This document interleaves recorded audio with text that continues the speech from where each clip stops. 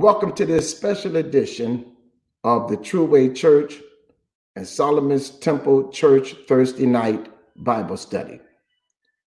Due to the uptick of coronavirus cases, the insurmountable deaths that have occurred as a result of it, because of the new variant or strand of this virus that is now here in the U.S., and due to the conglomerate of questions that surround vaccination, I found it necessary to give this night to the medical professionals to give us a better understanding of these pending questions and issues.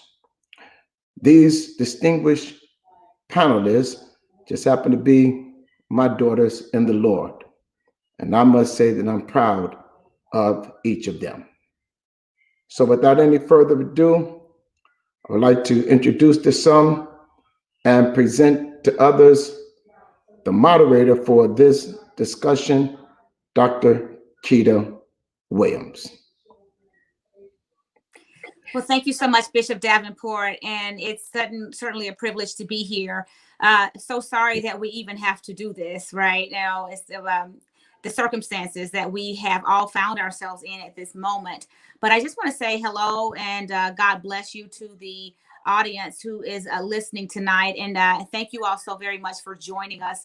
The purpose for tonight is to hopefully shed light on not only the coronavirus, but the available vaccines that are out. Of course, we've heard numerous things. People are understandably weary or leery of getting the vaccine because of, the issue around it being produced so fast. And so, and of course, there are some things historically within the African-American community that would be a cause for some apprehension. And so I first want to say that before we get started, that I'm actually looking at live data that shows here in real time that we're looking at 23.2 million total cases that the United States has seen of COVID, okay?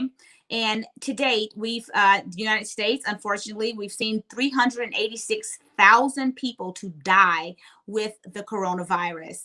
So this is a reason for us to come together tonight because we want to get information, correct information into the hands of people tonight. And hopefully, if you're not able to, if your loved ones are not able to be here tonight, then hopefully you can share this information with those you love.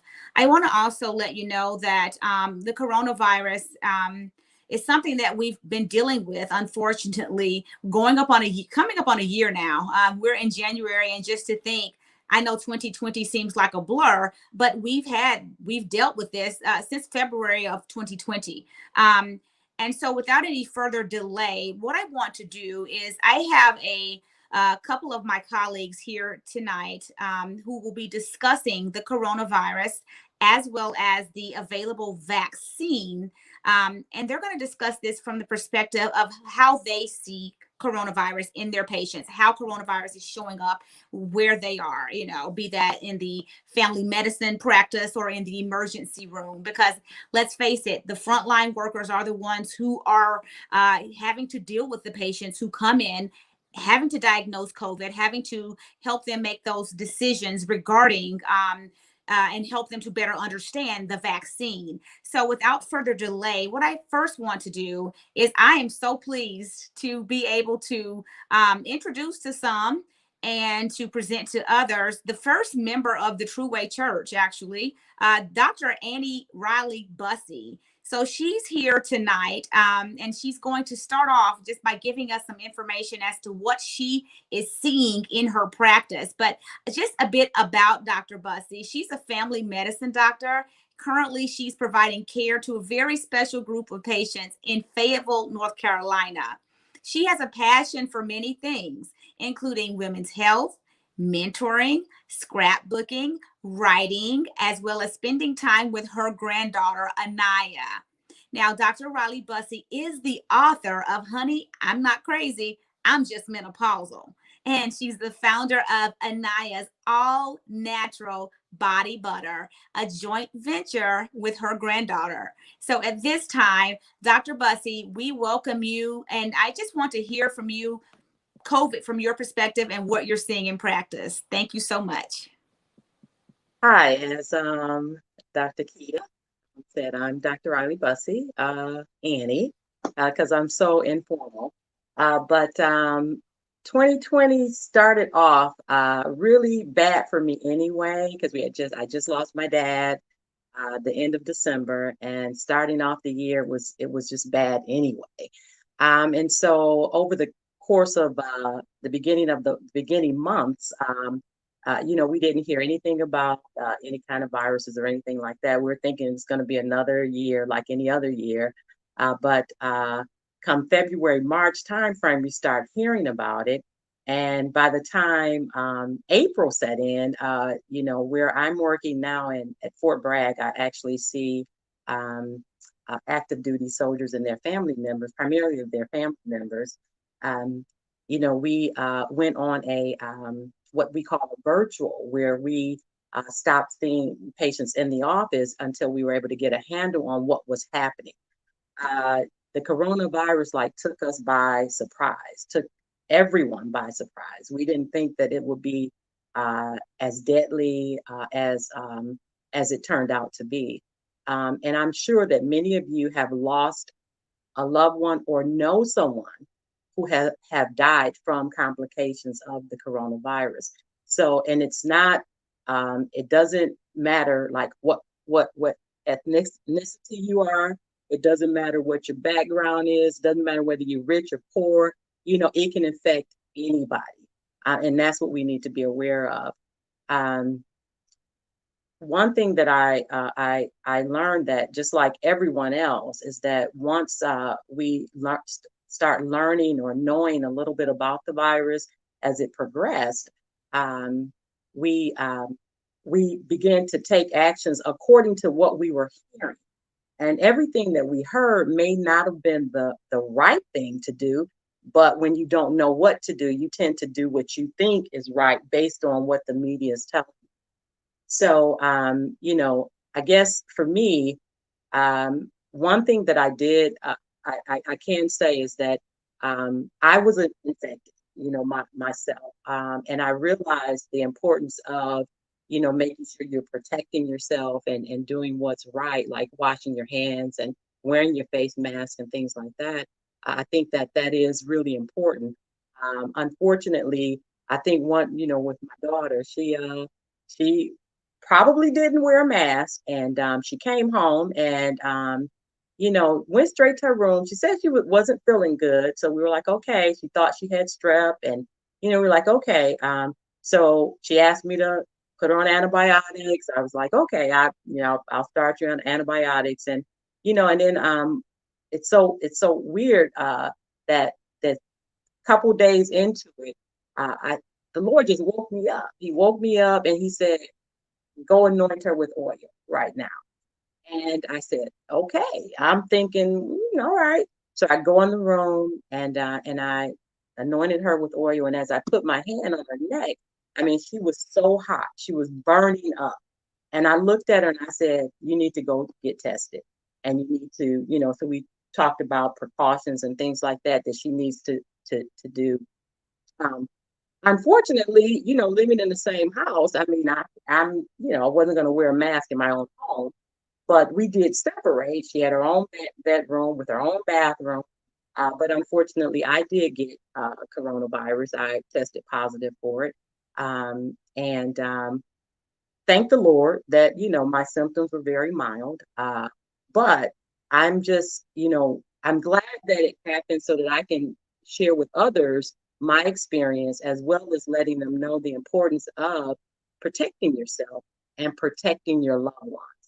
Sometimes you may feel like I'm okay, but what about your loved ones? Because I'm sure that she would have been devastated had I had respiratory failure from the coronavirus.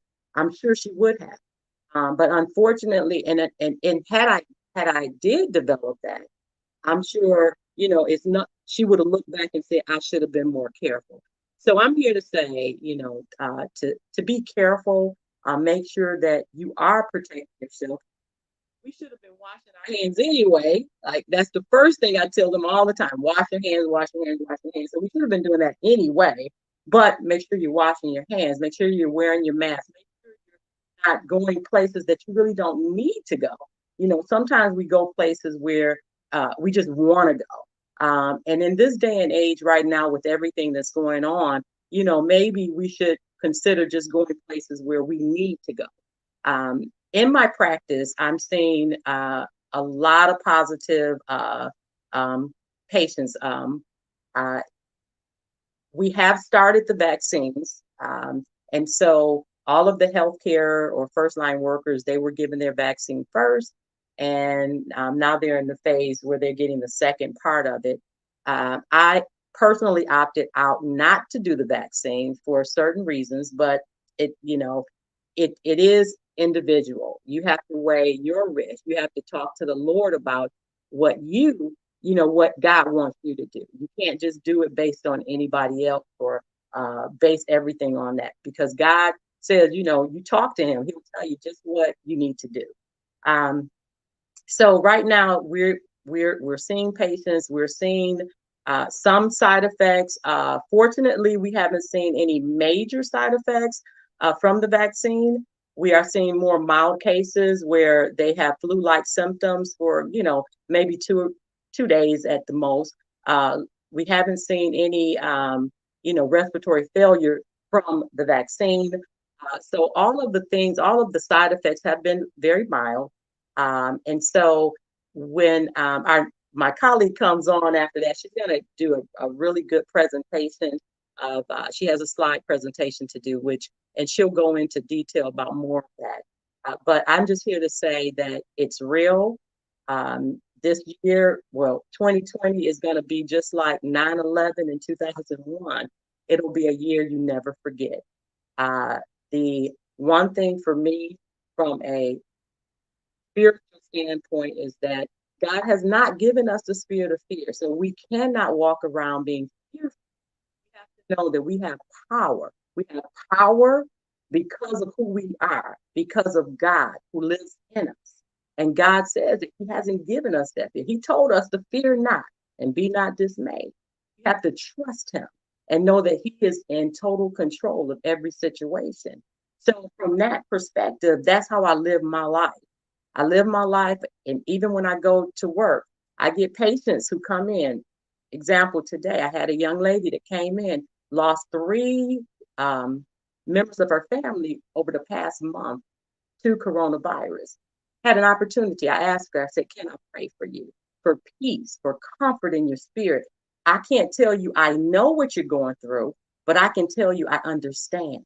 And so that's what it's all about, us working together, praying for one another, uplifting one another, and knowing that we can beat this because God says, he he can do exceeding abundantly above all we can ask or think, beyond our scope. God is able to do it.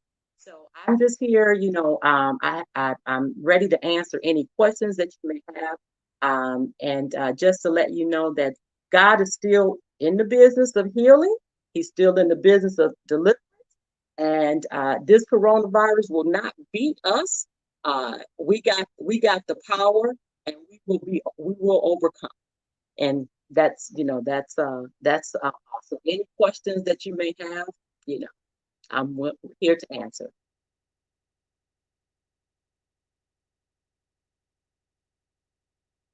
I just want to say thank you so much. Sorry, my mic was muted there. And I want to say thank you so very much for speaking with the audience today, just about, your experiences. And one thing I didn't realize, I didn't know you actually experienced the coronavirus yourself. And I'm sorry to hear that you and your family had to go through that, but I'm grateful and thankful to God that you made it out okay, and you have a testimony, and you can talk about what you went through because you made it out. You survived.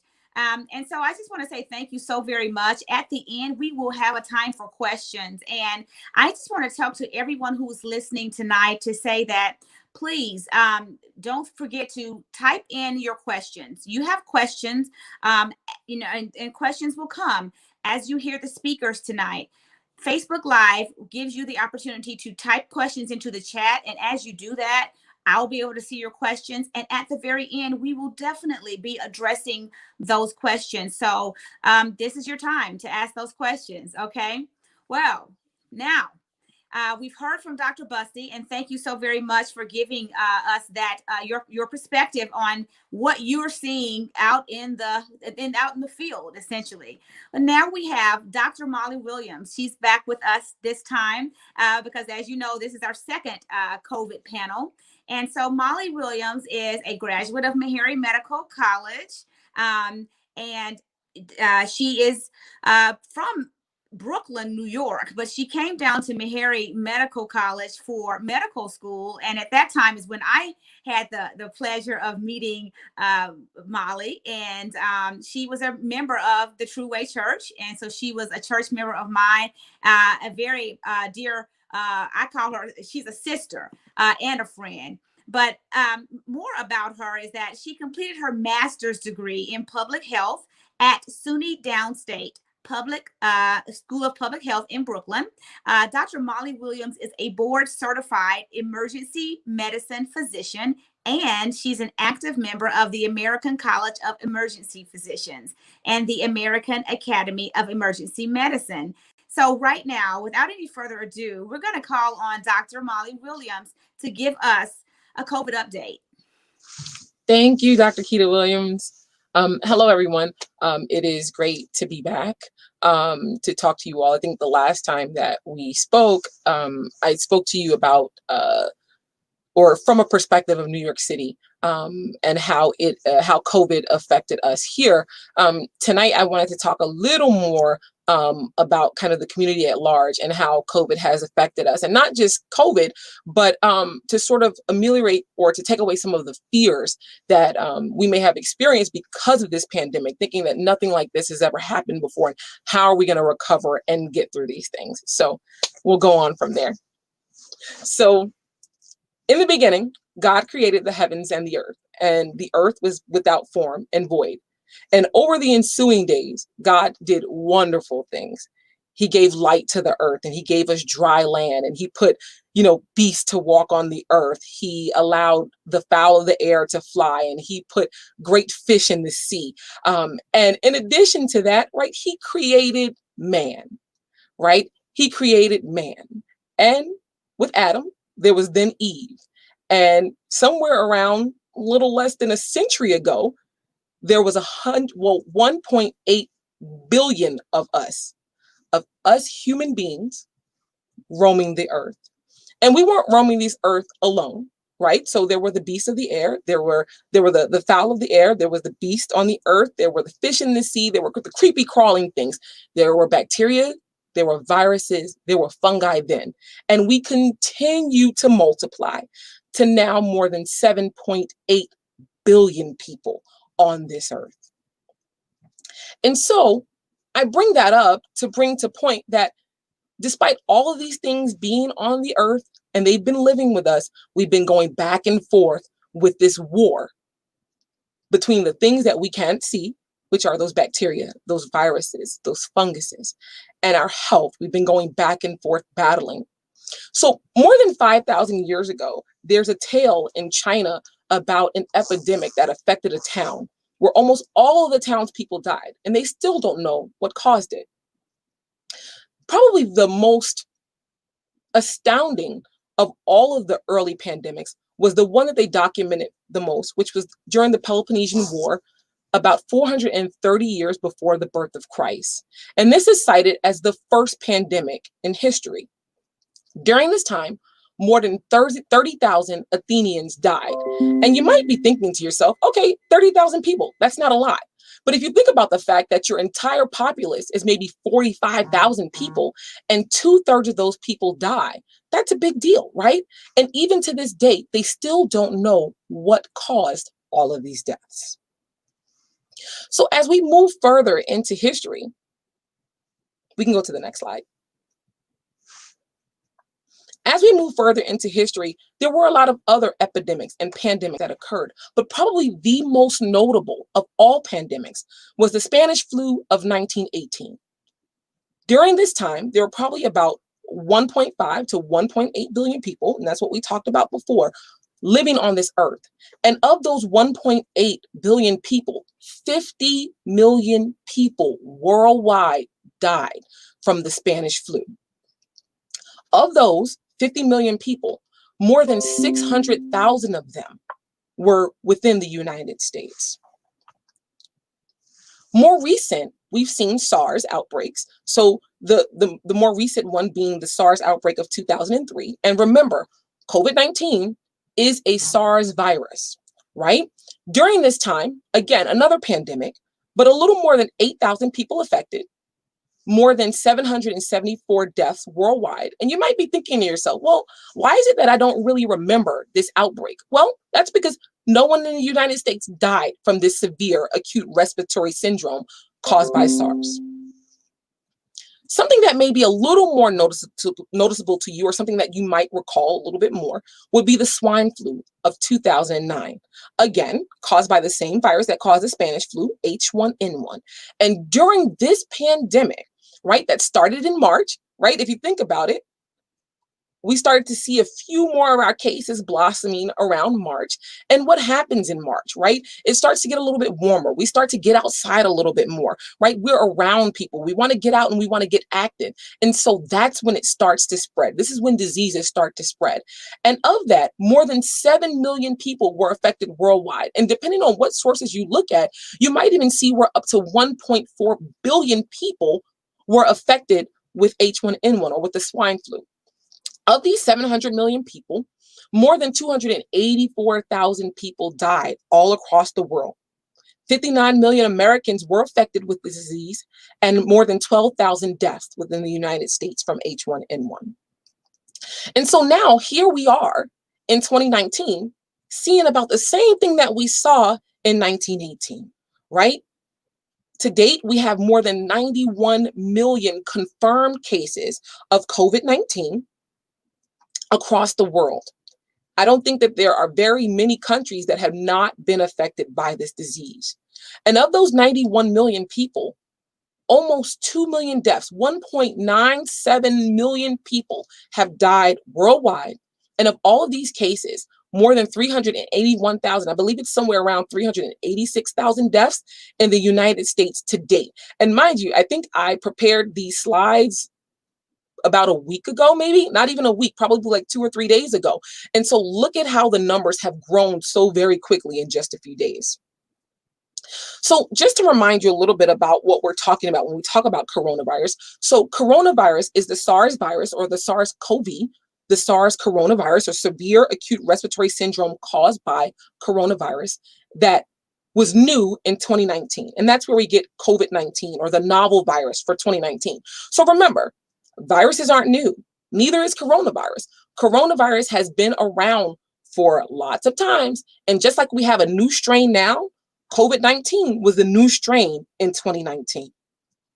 So coronavirus is just like a lot of the other viruses. It can cause a common cold. It can cause SARS. It can cause MERS, which is the Middle East respiratory syndrome that hit the Middle East not too long ago in their own epidemic. And now again, COVID-19. The virus was originally found in bats and can be easily transmitted from animals to humans. And how do we transmit any disease from one another? Coughing and droplets. Now, different diseases can be caught. You can transfer them in different ways. Sometimes it's simply by touch. Sometimes it's by what we call airborne, or things that will float, molecules that will float in the air, or by droplets. So we have to have some type of mucosal carrier. So sneezing, which is like, the mucus that comes from your nose, or spit from the mouth when you sneeze or cough. And if it goes on your hands, you can quite definitely transfer it to either surfaces or to another person.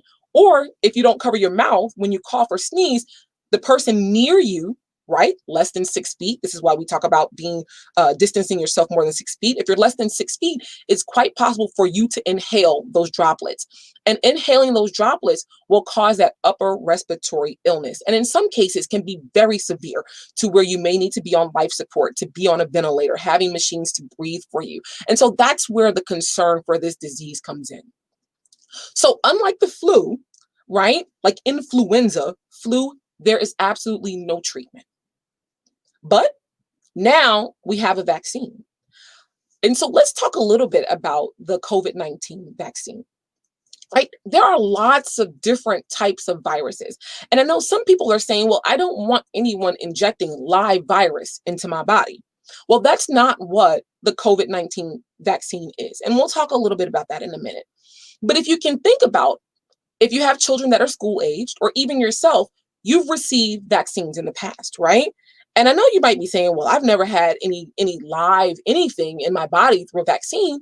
Well, actually you have, right? If you're old enough or from Caribbean countries and you've had the BCG vaccine or the vaccine for tuberculosis, that is live, but inactive, right? They neutralize it or stun it or tase it, so to say, the bacteria or the virus.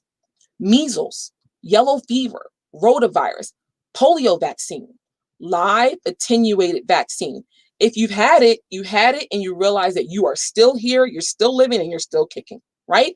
We can also use inactivated germ or inactivated antigen, and that's what we use in pertussis, as well as the inactivated polio virus. So what happens is they take a part of the bacteria or the virus, and they pretty much will kill it. And so it's not live when it enters the body. Sometimes they will take a piece of the bacteria or the virus, such as when you're talking about Haemophilus, which was something that's big and causing upper respiratory infections and pneumonias.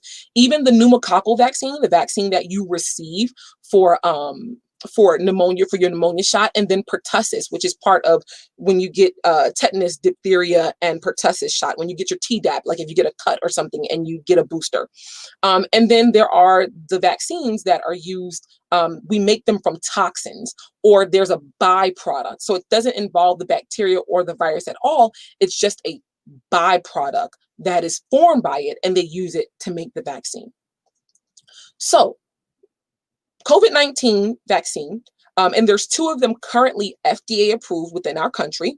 The initial made by Pfizer and BioNTech together, and then Moderna. So there's 2 different vaccines, but they are both mRNA vaccines. And so what does that mean, right? So in the simplest terms, there are materials in which we use genetic material that's used to make us look like we look, right? So your DNA is what makes you look like you and what makes me look like me, right? And we get that DNA from mom and dad. And so again, we look a little bit like each of them.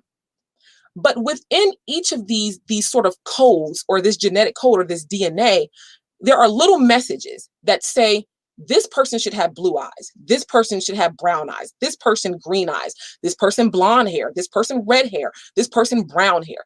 It's what allows you to be able, I don't know if you guys can like roll your tongue and roll R's and things like that. Some of those things are even genetic. Some of our quirks are genetic, and it's found within our DNA. Viruses, what they have in some of them is what we call RNA. And so it's genetic material, but it can in no way be bound to your DNA. It can't happen. You can't mix RNA and your DNA together. This RNA acts like a messenger. So it will carry, what it does is it will carry a genetic message. So let's put it in simpler terms, and I'll explain it to you, right? Imagine me sending you an emoji, right? Via text message. I'm sending you a message. Your phone, right?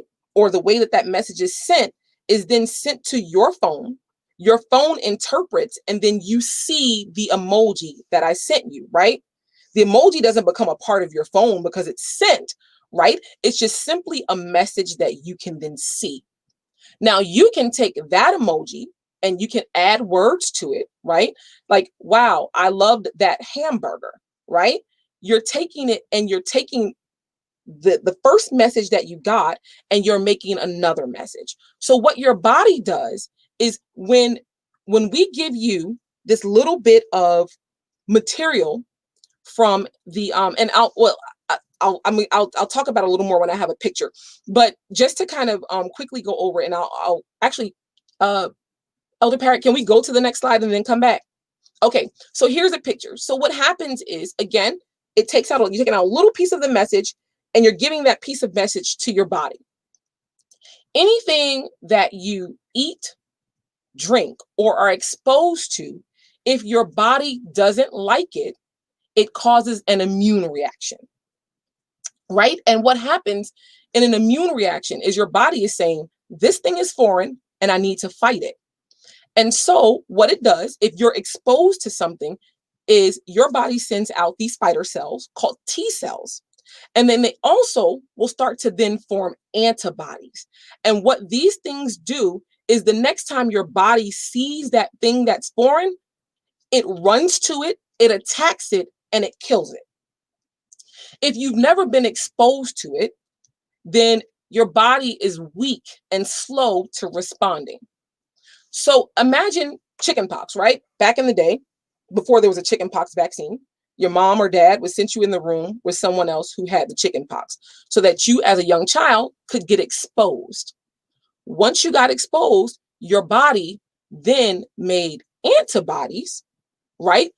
It fought it with those T cells and you made antibodies so that the next time that your body sees chickenpox, your body goes right to it, it fights it and gets rid of it.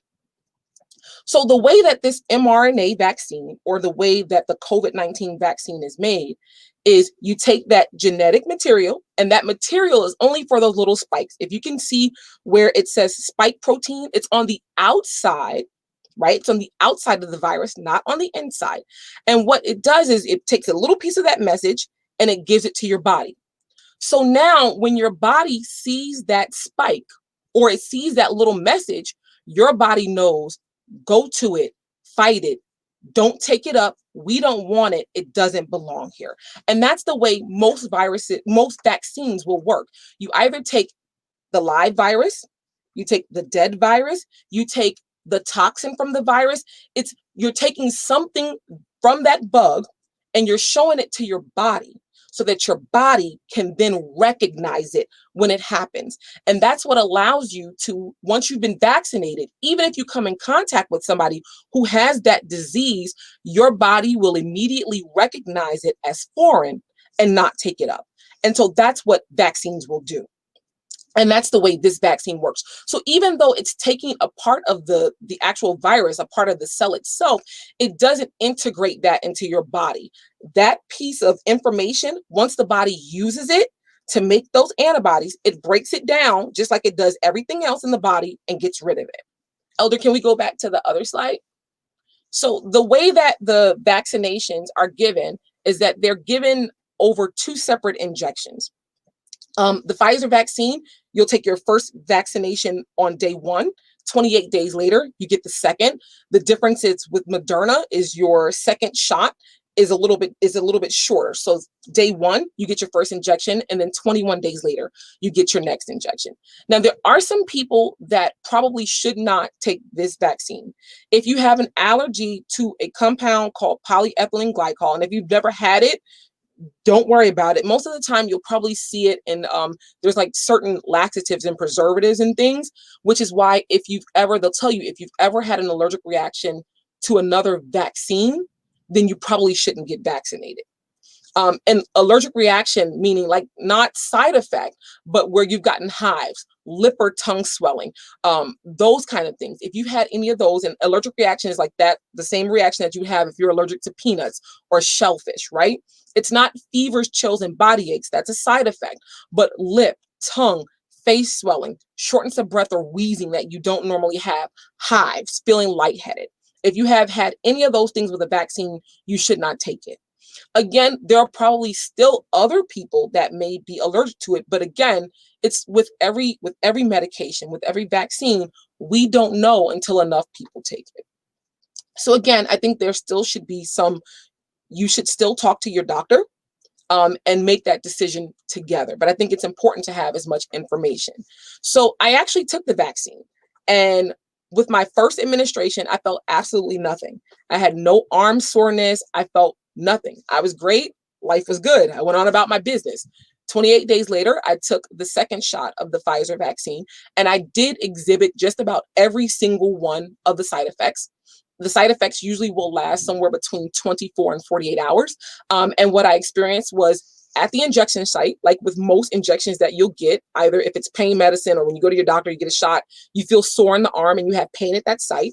I did have fever, I did have chills, I did have body aches, and I had a slight headache. It lasted probably about 24 hours. It came on very quickly and it left just as quickly. Elder, can we go? We'll go 2 slides for it. And so, but what I wanted to say that simply because of those side effects, if you can think about the fact that you've gotten your children vaccinated, if they're going to school, right, they've had hepatitis B, they've had diphtheria toxin and tetanus, they've had the MMR, they've had the chickenpox vaccine. And when you leave, and even as an adult, right, you've had the flu vaccine. When you leave, they always tell you to get your child some Tylenol because your child may experience some fever, so forth and so on. So I just kind of wanted to put up the side effect panel of the MMR vaccine. Most of us, if we've been educated in the public school system, you've had the MMR or measles, mumps, and rubella vaccination, right? Look at the side effects, right? And they're very common. 1 in 10 people, right? 1 to 10 in every 100 people. A lump or pain at the injection site, a fever that can last 2 to 3 days, headache, swollen glands, faint red rash, tiredness, joint pain, sore throat, cold-like symptoms, runny nose, cough, and puffy eyes. They sound very similar, if not more, right? There seem to be more side effects from this, more known side effects to this when you compare it with the COVID-19 vaccine. All right, and then even if you look at influenza, which is a live attenuated virus, right? So it's a live virus that's kind of stunned. When you get it, common side effects. And it actually looks very much like the flu symptoms that you'll feel, right? Pain and swelling at the injection site, maybe some nausea, you'll get muscle aches, fatigues, headache, and a fever. So, I mean, it's the side effects are pretty much similar. And I know you're thinking to yourself, well, if I think historically, and we're all taught about the Tuskegee trials and, people experimenting on other people, we talk a lot about, kind of the medical mystery and how is this vaccine formulated so quickly and how were they able to get it out and they're mass producing and is this safe? And that's something that I think even medical professionals, we all looked at it in the same way. But if you think about it, we've been producing vaccine for, close to a century. And if you think about iPhones, right? How many generations of iPhones have come out in the last, 10 years? It took a while for the first maybe 2 or 3. And then all of a sudden, those upgrades kept coming. Every year, there's a new one. Every year, there's a new one. And so kind of the same thing with medical technology. We get better at doing things the more we do them. And so we've had close to a century worth of experience in making these. So again, I mean, I wouldn't sway one way or the other. I always think that it's important to weigh the risk versus the benefits. I think it's important to read as much as you can, to also speak to your doctor, to speak to your family, most definitely pray about it, right? I think my experience may be different than everyone else's experience. And so it's a decision that, you have to make. And I don't think that you should be swayed by my perspective or anyone else's. It's a decision that you have to make, but I want you to be as informed as possible. And while you're making that decision, please remember these other things, right? Wash your hands often. And I agree with Dr. Bussey. This is something that we should have been doing beforehand, right? Wash your hands at least for 20 seconds. They say sing happy birthday twice, do whatever it takes. Wash your hands as much as possible. If you cannot wash your hands, and soap and water is probably the best way to do this, but if you can't, hand sanitizer, at least 60 to 70% alcohol. And then if you happen to touch a surface, touch a person, cough, sneeze, whatever, do not take your hands and touch your face, your eyes, your nose. Again, remember, any open source or site is a way for you to get those germs or bugs into you. And this isn't just for coronavirus. This is just good hygiene and practice. Try to stay as far away from people that are ill, which is why we quarantine, as least amount of contact as possible. We can go to the next slide. Make sure that you are wearing your mask, right? Cover your coughs and sneezes. If you're sick, stay home. People talk about why is it that, like, when people get the flu, why is it that not as many people, like, we haven't had as many pandemics? If you think about it, when you get the flu, if you've had the real flu, you really feel bad. You feel crummy. You don't get out the bed. You don't go to the store, right? But we talk about what we call our happy hypoxic when we talk about COVID. There are people who, who had really low amounts of oxygen in their body, some numbers that were formerly not compatible with life, and they were walking around. And so that made it easy for them to spread this disease. And then lastly, just make sure that you wear your mask when you're out. And again, try to limit the amount of time. I think Dr. Bussey spoke volumes. If you don't need to be out, try your best to stay at home or to stay in an area and around people that you know and that you've been around. Thank you all so very much. Thank you so much. Thank you so much, Dr. Williams. This was excellent and very informative. And I just wanted to say that, in as much as that happy hypoxic patient can be out and about and spreading it, there's a lot of asymptomatic spread going on as well.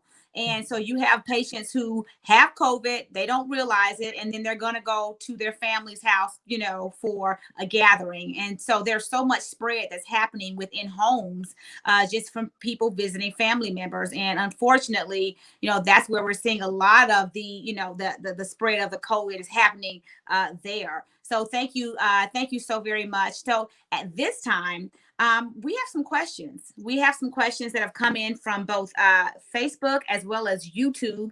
And I'm just going to start off with the questions here. One question is this, and I'm going to be posing these questions to, either Dr. Bussey, Dr. Williams, or myself. We're going to take these questions on. The first one is, if you take the vaccine and you have adverse reactions and side effects, what can be done for you if you've taken that vaccine? So that's the first question. And I'm guessing that the person asking the question is basically saying, what do you do for those, the side effects from the vaccine?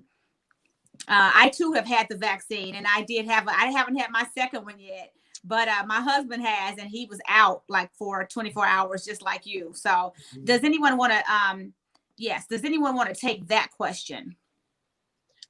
So I think primarily Motrin or Tylenol, which is what you would use for fever, or if you had flu-like symptoms, the same treatment. So Tylenol or ibuprofen, Motrin, Advil, I think any of those would be perfectly fine. And then just to rest until you feel better. Would you suggest pre-medicating before getting the vaccine? Would you ever suggest that? And by pre-medicating, let me just explain to the listening audience. By pre-medicating, I'm meaning taking, ibuprofen or Tylenol prior to getting the shot in the arm. Dr. Bussey, should I leave it to you? I don't recommend. If you do develop any symptoms after the vaccine, for the most part, it's like anything else. Whatever supportive care. So whatever symptoms you're having, that's what you want to treat. So some people may have soreness, but other people may have like a hypersensitivity or itching or something like that. So they may want to take Benadryl for that as opposed to doing, the Tylenol. But if you develop, pain, then yes, Motrin or Tylenol or something like that is that's what we do. We use that to combat the pain. I don't suggest pre-medicating yourself, primarily because you don't know what kind of side effects you'll have. And I don't believe that there's been enough data to suggest that if you do pre-medicate, how would that affect the vaccine? How would that affect overall? So I would say no. You don't have to. Thank you so very much. Another question came through, and that question is, if a person is a diabetic or has heart problems such as AFib, is it okay for them to get the shot? And so I'll take this question. There has not been anything in the literature that stated that, that's a contraindication to taking the shot.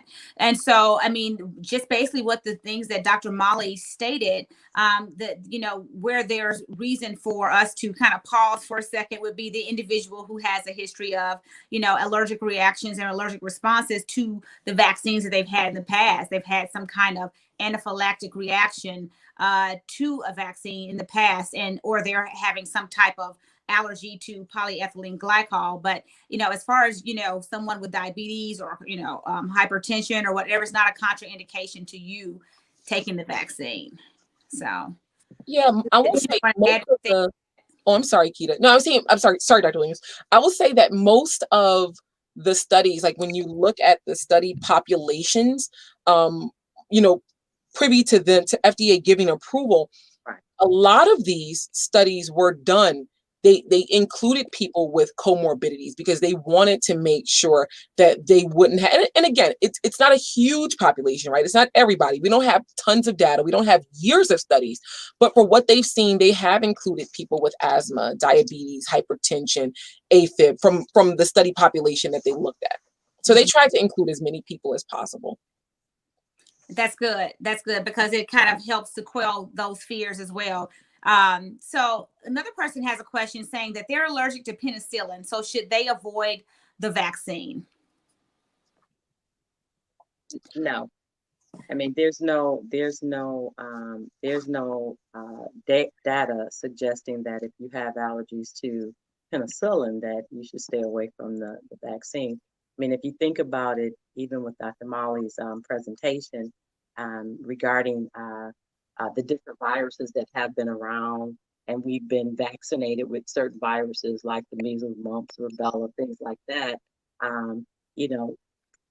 There are many, many people that have been vaccinated that have penicillin allergies. So no, it's not a contraindication, for the vaccine. Okay, thank you so very much, Dr. Bussey. And another question is about an allergy to sulfur. Should they, avoid the vaccine due to an allergy for sulfur? And it's pretty clear that there is not anything that says if you have a sulfur allergy, then you should not get the vaccine. And so basically going back to the presentation that we just saw, I mean, it's pretty clear those people who should speak with their primary care doctor or whomever. But people who are allergic to sulfur was not on that. They were not on that list. So does anyone else want to chime in there about sulfur allergies? I mean, I think you're pretty much okay when it comes to like medication allergies. As long as, I mean, I think they even looked at things like allergies to eggs and just things that they would have normally added as a preservative to the vaccines. And it's been pretty low, but I think again, if you have an allergy, I think this is where speaking to your doctor comes in before you getting the shot, because your doctor will know what's in your formulation, letting them know all of your allergies, or even if it's like a sensitivity, sometimes you may get a little itch in your throat or whatever it is, let them know beforehand when you guys are making that decision together. But as far as things like penicillin and sulfur, you should pretty much be okay. All right. So we are at the end here. I don't see any other questions. Oh yeah, something else here. So next question is, what can we take to help our immune system without taking the vaccine, like vitamin D? Let me just make sure we have that one. Yes, this is on the screen now. What can we take to help our immune system without taking the vaccine, like vitamin D? So I'm guessing what the person is asking is there something that they can take that would boost their immune system that would, I guess, make it so they would not have to take the vaccine? That's what I'm guessing that they're asking. And I wish there were something that we could take, vitamin D or something that we could take that would, make it so we're not susceptible to COVID-19. I definitely wish there were, but as of right now, we don't have anything like that. Certainly, if you're already taking vitamin D and that's what your doctor has placed you on, maybe because you have low vitamin D levels, and it does help the immune system and so forth. But there has not been anything to show that vitamin D will prevent you from getting COVID-19. So, but if they're asking, is there, are there any other vitamins or things like that to boost your immune system? Then yes, we all know, with the vitamin C, with even vitamin E, mhm. echinacea, things like that. So yes, it can boost it to keep you healthier, but it does not prevent you from getting the disease. It may reduce risk, and I think that's always important. Even with the vaccine, studies are saying that getting the vaccine, it'll keep you for probably a year. But just like with other viruses and vaccines for viruses, like the shingles virus, it doesn't totally prevent you from getting the shingles. It just reduce your risk or reduce the severity. So with that being said, yes, we should. The one thing that I recommend this, because most people will, they dismiss this, but we got to maintain our weight. You know, there are studies that show, I mean, for a lot of conditions, whether it's coronavirus or diabetes or something else, if you have a BMI of over 30, you're more likely, or you're at greater risk than if your BMI was 25, meaning that if you're obese, you have a greater chance of getting something, than if you will maintain your weight. So diet and exercise, maintaining, appropriate weight, those are things that you can do without even having to take medicine, even vitamins, if you do those things. So yes, there are ways to boost your immune system. You can do the vitamin C, vitamin E, echinacea, things like that. But more importantly, make sure you're at your weight goal. Make sure you're exercising. And make sure you're eating healthy. Those are the best ways to reduce it. Yeah, I'm gonna say I totally agree. I think it's overall health, and this is not speaking as an emergency medicine physician, right? Because what I do is not preventative. Um, but I will tell you this: most of what we see in the emergency department are really they're downward effects of just not taking care of your body, not exercising, not eating right, not trying to lead a healthy lifestyle. I think leading a healthy lifestyle lends itself to a healthy body, and lending itself to a healthy body strengthens your immune system just by itself. And it also allows your body, like you if you put into your body the things that you need in order to build that healthy immune system, then when you are faced with those diseases, which is why, again, if you look at the people who have kind of the severe outcomes, they are the people with the what we call the comorbid or lots of other diseases. So diabetes, hypertension, COPD, or people who have smoked and have emphysema, bronchitis, asthma, right? So those are the things that lend itself to make us a little more susceptible to the things in our environment. So, sorry. Can I just add one other thing? I did mention that, we were, tested positive for COVID. But with that being said, the three of us that were in the home, my two daughters and myself, fortunately, my son, he wasn't around, the other son.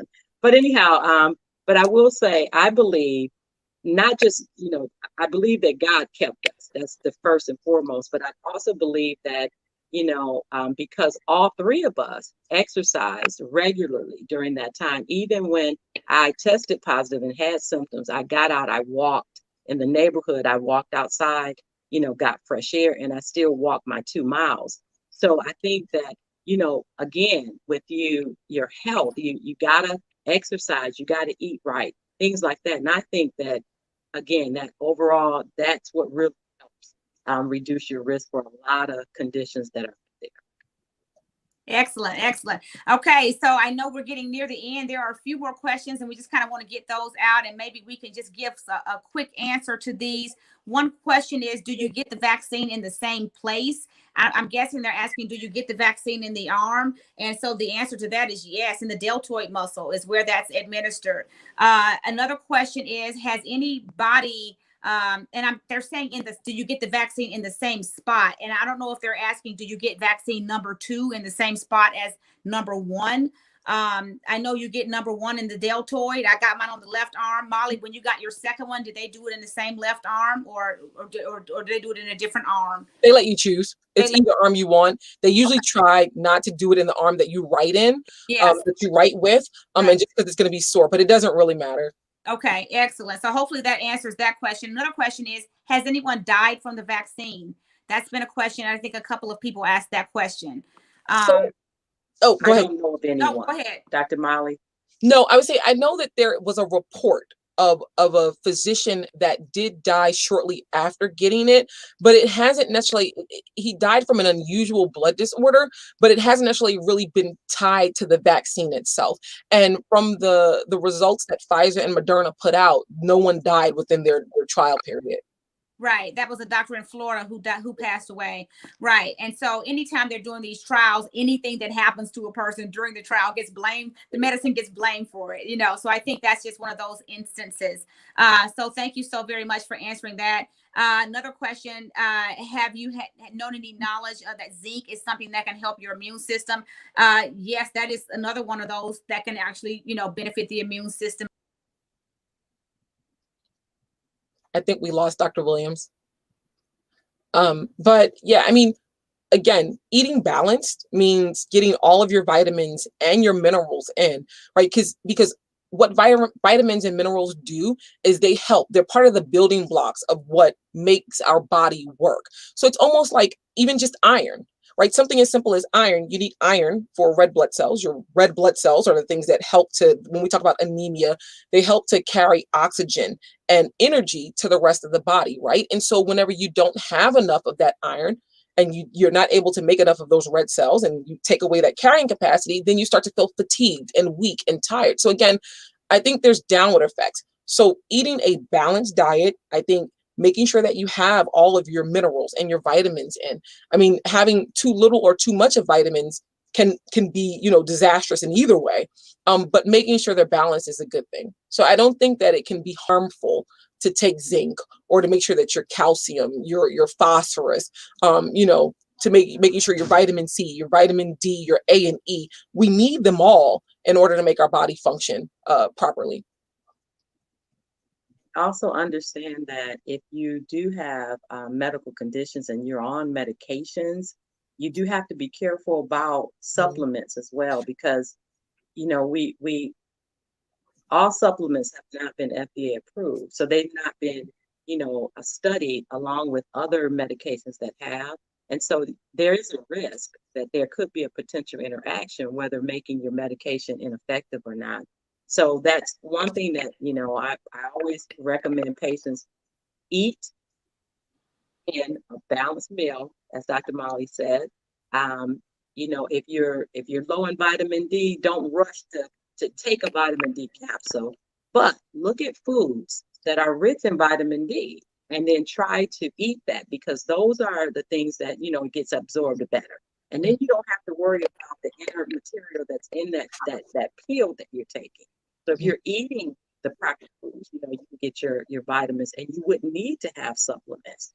So it is now, unfortunately, people can't eat certain things, and so they do need supplements, but always be aware that it could interact with some of your prescribed medicines. Mm-hmm. Yes. Thank you all so much. I guess I kind of went away there, but I'm back now. I was having some technical difficulties, so I'm glad that everything continued on. So basically looking at the chats, there's so many, actually, they're piled up from what I'm looking at that I can't read because they're all stacked up on each other. But so if there have been some more coming in, if we could just put the chat on the screen, I'll just kind of read it in real time. That would be awesome. Another question that people may ask is that, whether that variant, because there's certain variants that are coming out now, and whether the vaccine will protect against the variant. And so far, I have not heard that the vaccine would not protect against the variant. And so do you all want to weigh in on that at all? So, I mean, I think if you just kind of going back to the science of it, and again, I think looking at flu vaccines, right? The reason why you have to get a new flu vaccine every single year is because there's a new strain, there's a different strain, right? And then they're really predicting what they think the strain is going to be for the year. But even at that, there is some immunity, meaning like your body has seen that type of virus before and it's able to fight. So can I say it's going to 100% protect you? I don't know, because it hasn't been studied, right? We don't know because we haven't seen it work. So I can't say with 100% certainty, but it's also kind of the same thing where, and we'll put the vaccine aside, right? If you think about the fact that you've had like you come in contact with somebody who has a cough, cold, runny nose, right? You don't always have symptoms from that cough, cold, runny nose that you may have been exposed to, because perhaps at some point in time, your body has seen that and your own immune system kicked up and said, hey, we don't want this, right? And it sort of fights against it and you don't get sick. So I can't say with 100% certainty, but there's the thought that there is, if it's the same type of virus, that there might be some, some cross reactivity or some immunity that you might get from it, from the vaccine, from one strain to another. Absolutely. I don't know if you guys have different opinions. No, I agree with that. I agree. I definitely agree with that. Also understanding too that, there are a lot of, unknowns, and I hate to say that,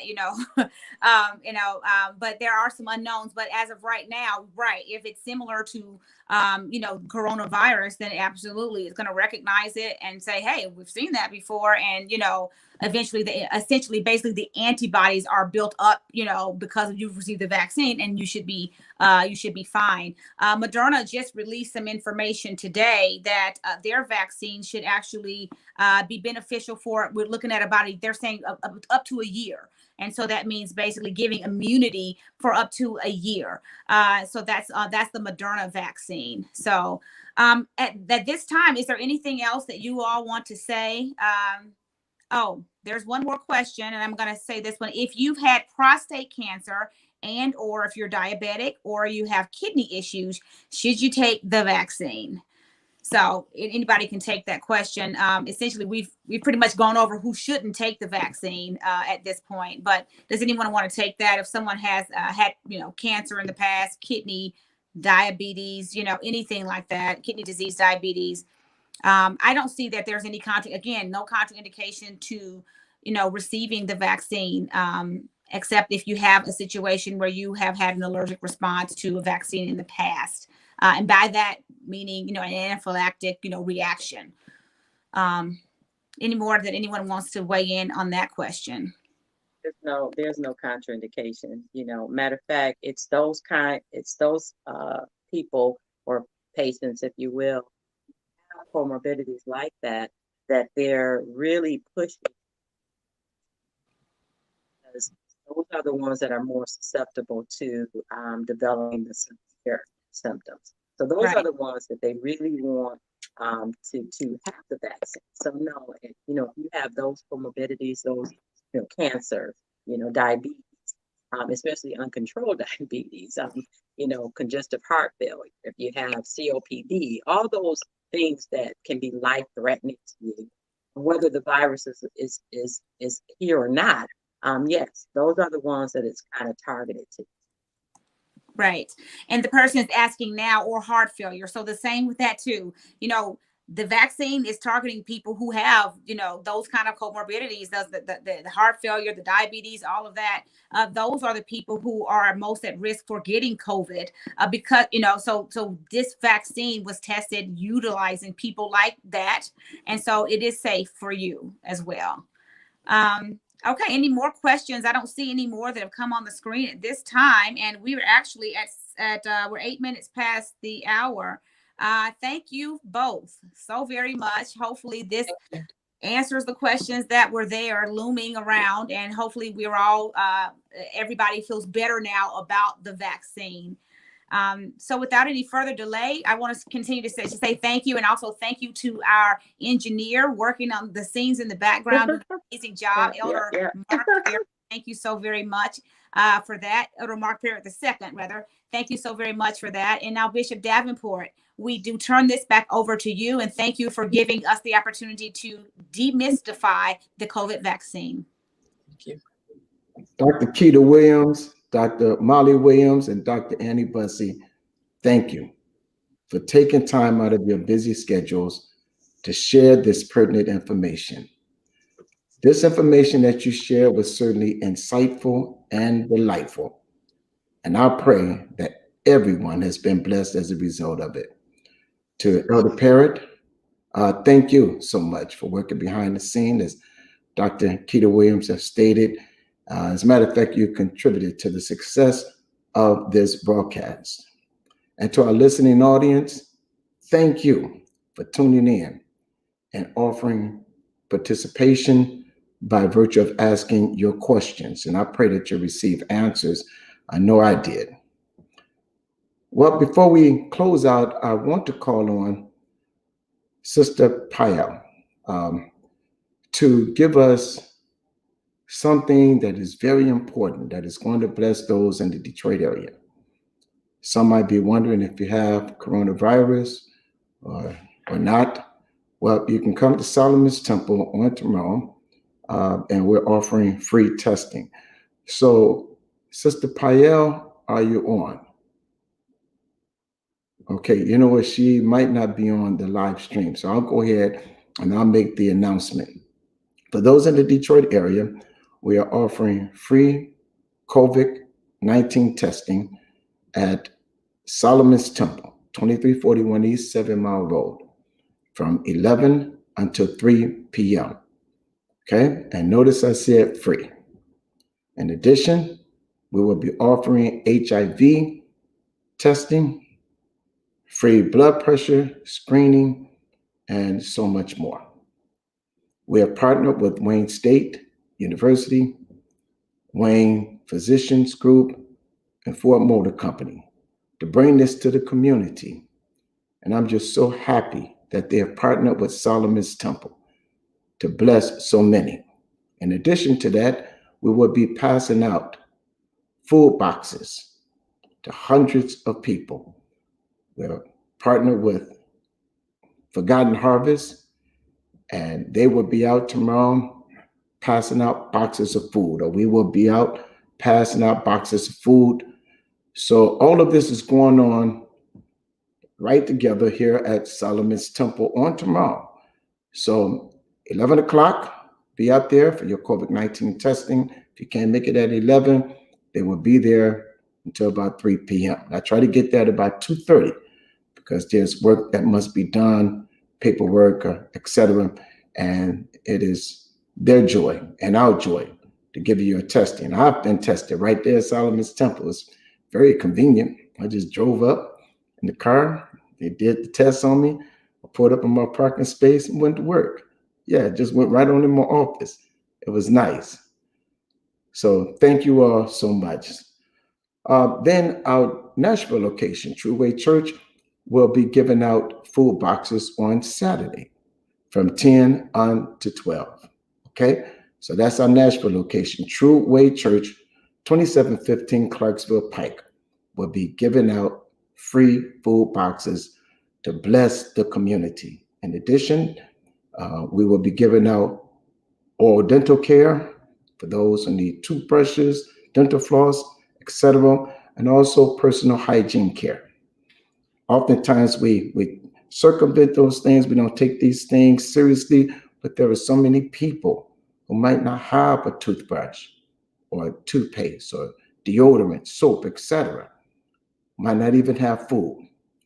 So I'm so blessed to pastor two churches who care about the community. So once again, for Solomon's Temple, which is our Detroit location, we will be passing out food boxes and doing the COVID-19 testing. That's tomorrow, starting at 11 o'clock. Then, of course, Nashville, True Way Church, that's from 10 to 12. Solomon's Temple and True Way Church is on the move for Jesus Christ. Finally, I want to invite those of you in the Detroit area to join us for our drive-up service. We've been doing this for 2 weeks now, 2 Sundays, whereby the members drive up and they watch a big digital screen. I'm talking about this, a grand sight. We actually hire a company to build it, mount it up in the air. So folks coming down 7 Mile can see this big screen, and people are pulling over, pulling in the lot. Both lots were jam-packed on this past Sunday, and we say to God be the glory. So come on out and worship with us in safe fashion. You can sit in your car and you can worship the Lord in the beauty of holiness. I was going to pray before we started, but I felt led to get right into the program, but I would be remiss if I did not pray right now. I need everyone to close your eyes. Lord, in the name of Jesus Christ, we come before you now to say thank you for these medical professionals. I thank you. Thank you for the knowledge that you have blessed them to acquire. Thank you for the calling to be a physician. And I believe that you put this in their hearts early on. Early on, they had a desire to be a doctor. Now look at them. They're making a difference. I know when they were in medical school, they had no idea that something like Covid19 would emerge. But here we are. Here we are, Lord, in the thick of it. And so I want to say thank you for the medical professionals, the doctors, the nurses, to everyone who serves in that capacity. Then I want to thank you for this panel being my daughters in the Lord. All 3 of them came through the True Way Church. And what a blessing it is for Lady D and I to have a chance to sow into their lives, to build them up spiritually, Lord. Hallelujah. And now here they are, still saved. Glory. Still saved, Lord, yet doing your work. That brings joy to my sanctified soul. So bless every person who tuned in today.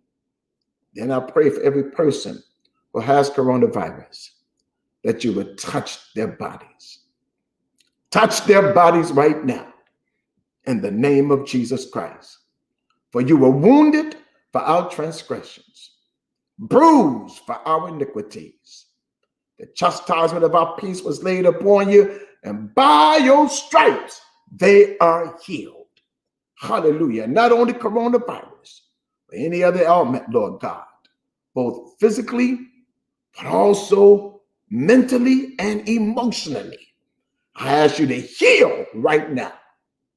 I speak healing over you. Hallelujah. In every aspect, in every facet of life, even in your finances. Somebody's finances is sick right now, but I speak healing over your finances. I speak healing over your body, healing over your soul, healing over your mind. We ask all these blessings in Jesus' name. Amen and amen. Hallelujah. God bless you. And for those who cannot join us in Detroit, watch us virtually. Okay, tune in virtually. Nashville, 10 a.m. Okay, Facebook, YouTube, and there are so many other venues where you can get Solomon's Temple and True Way Church. And if you're not a part of True Way Church, Solomon's Temple, you're still welcome to tune in. Hey, I'm Bishop H.D. Davenport IV. Thank you for tuning in. May God bless you and heaven smile upon you. Peace.